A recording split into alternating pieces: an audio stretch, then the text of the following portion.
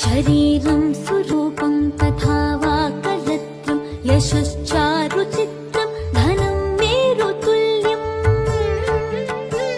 मनश्चेन लग्नं गुरोरङ्घ्रिपत्ने ततः किं ततः किं ततः किं ततः किम्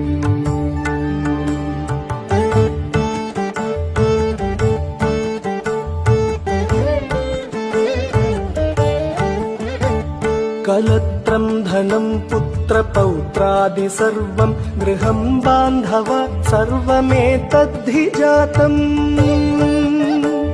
मनश्चेन्न लग्नं गुरोरङ्घ्रिपत्नी ततः किं ततः किं ततः किं ततः किम्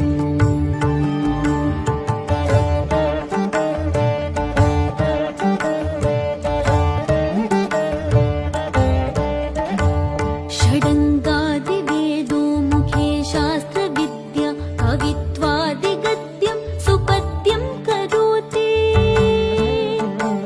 मनश्चेन लग्नं गुरोरङ्घ्रिपत्ने ततः किं ततः किं ततः किं ततः किम्